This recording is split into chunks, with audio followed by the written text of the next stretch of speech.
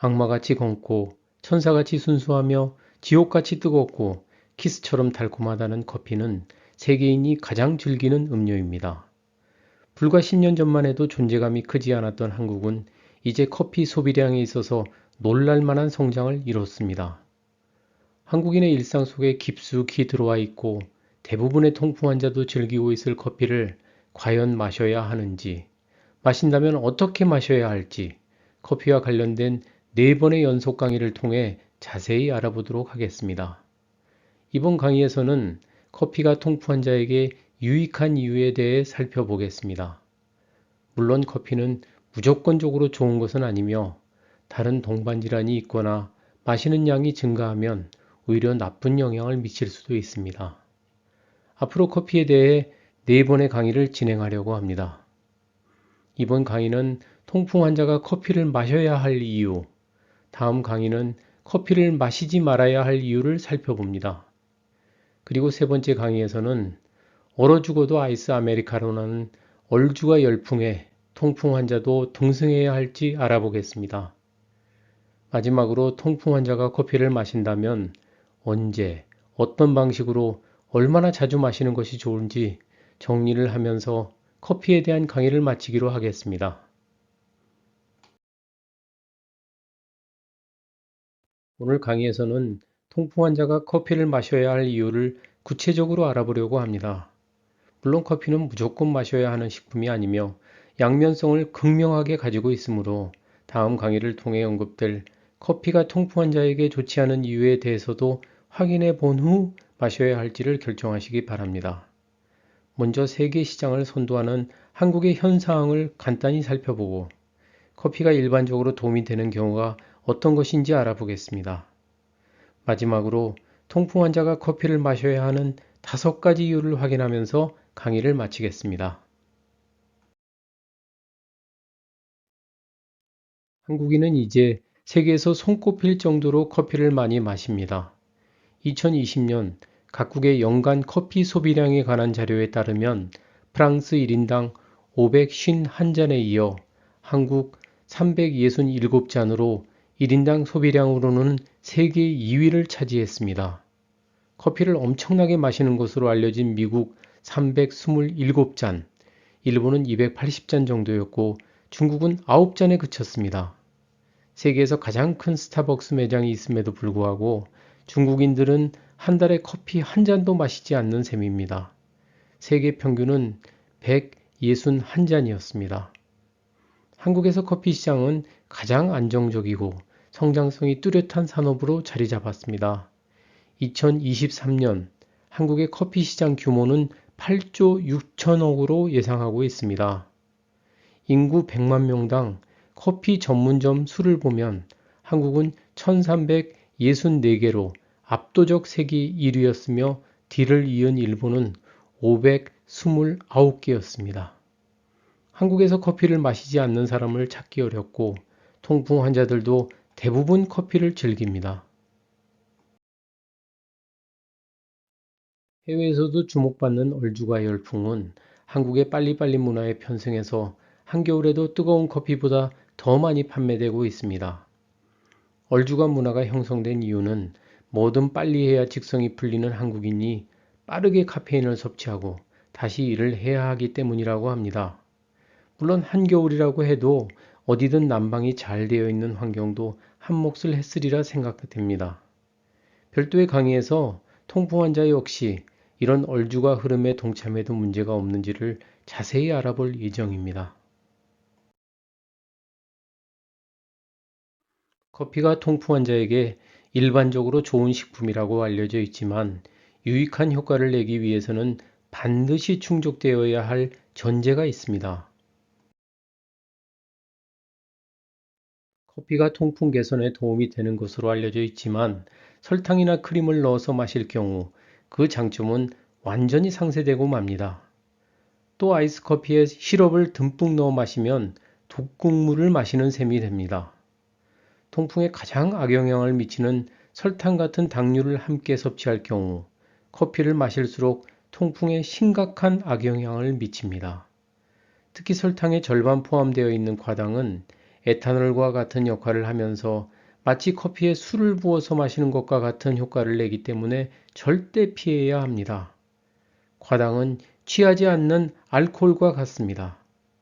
통풍에 좋은 커피는 블랙커피이거나 설탕 같은 감미료 없이 두유나 아몬드유 정도를 첨가한 것이어야 합니다. 커피만큼 양면성을 가진 식품도 드뭅니다. 설탕이나 크림을 넣지 않고 하루 한두 잔 정도 마실 경우 대부분 문제가 없으며 건강에 도움이 되는 측면이 많습니다. 커피가 어떨 때 도움이 되는지 살펴봅시다. 커피에 들어있는 카페인은 섭취 후 30분이 되었을 때 혈중 농도가 최고치로 올라가며 강력한 각성 효과를 냅니다. 대부분의 사람들은 카페인으로 인한 집중력과 기억력 향상 효과를 얻기 위해 카페인 중독을 감수하면서 커피를 즐깁니다. 커피는 특히 간에 좋은 식품입니다. 커피는 간의 섬유화를 지연시켜 줍니다. 간이 섬유화되는 간경변으로 진행되는 속도를 늦추며 간암의 발생 위험도 낮출 수 있습니다. 커피의 카페인은 신진대사를 촉진해 같은 운동을 해도 더 많은 열량을 낼 수 있게 하며 탄수화물보다 지방을 먼저 에너지원으로 사용하도록 근육을 자극하므로 운동 능력을 향상시켜 주면 물론 다이어트에도 도움이 되는 것으로 알려져 있습니다.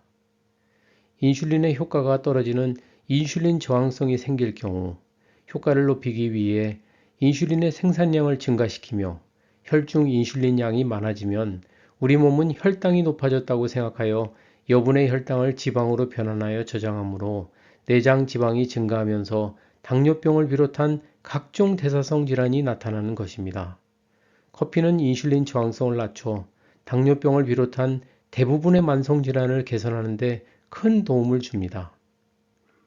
커피는 뇌기능을 활성화하고 기분을 좋게 하여 우울증 개선에 효과적입니다. 커피를 꾸준히 마시면 뇌졸중과 알츠하이머성 치매의 위험을 낮춰준다는 보고도 있습니다. 이 외에도 커피는 건강상 다양한 이점이 있지만 건강에 문제를 일으키는 경우도 동시에 존재하기 때문에 몇 가지 유익한 점이 있다고 해서 커피를 무조건 마셔서는 안 됩니다. 통풍에 커피가 좋은 이유는 다음 5가지 작용을 통해 증상을 완화하고 요산 수치를 낮춰주며 발작의 가능성을 감소시키기 때문입니다. 통풍은 요산 생성이 많아서라기보다는 요산 배출이 잘 되지 않아 생깁니다. 커피는 다음과 같은 기전으로 요산 배출을 촉진시킵니다.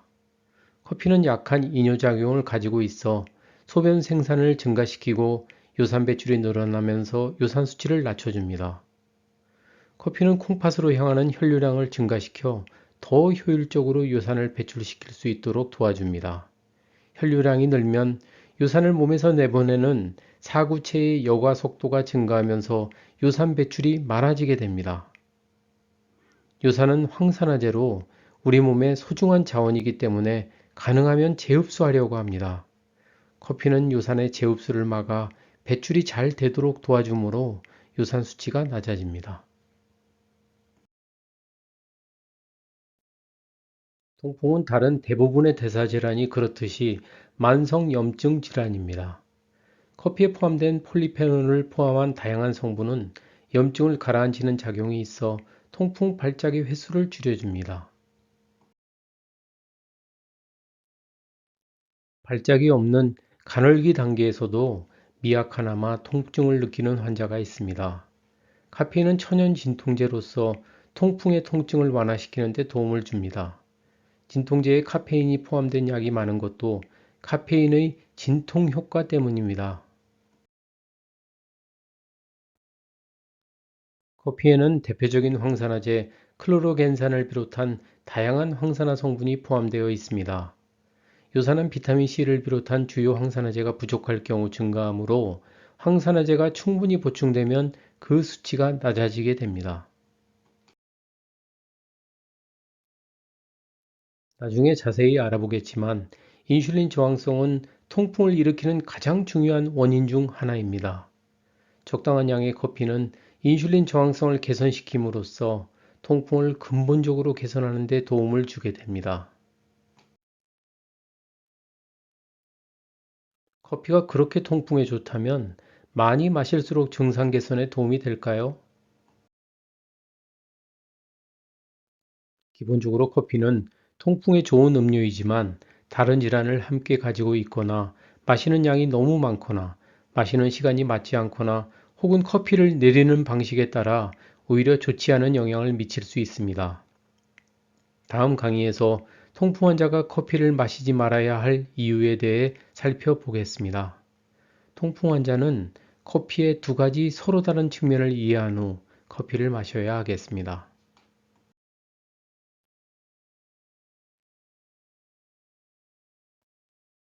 오늘의 강의를 요약해 보겠습니다. 커피는 건강에 유익한 작용을 하지만 어떤 경우에는 심각한 문제를 유발하는 양면성을 가진 식품입니다. 커피가 도움이 되려면 설탕이나 크림 같은 것을 넣지 말아야 하며 그렇지 않을 경우 무조건 악영향을 미칩니다. 적당량의 커피를 꾸준히 마시면 통풍에 좋은 영향을 미칩니다. 다만 통풍 환자는 여러 만성 질환을 동반하는 경우가 있으므로 어떤 상황에서는 마시지 말아야 하는지도 반드시 확인하기 바랍니다. 다음 강의에서는 통풍 환자가 커피를 마시지 말아야 할 이유에 대해 살펴보겠습니다.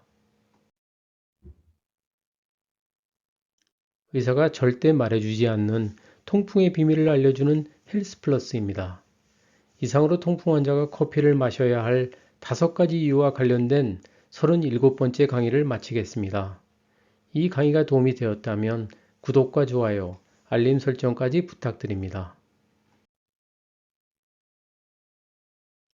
그리고 시간이 나신다면 통풍 극복을 위한 다양하고 풍부한 정보가 들어있는 저희 통풍 전용 웹사이트를 방문하셔서 많은 정보를 얻으시기 바랍니다. 링크는 더보기란에 다시 적어 놓겠습니다. 헬스 플러스는 여러분의 자연 치유력 회복에 최선을 다합니다. 감사합니다.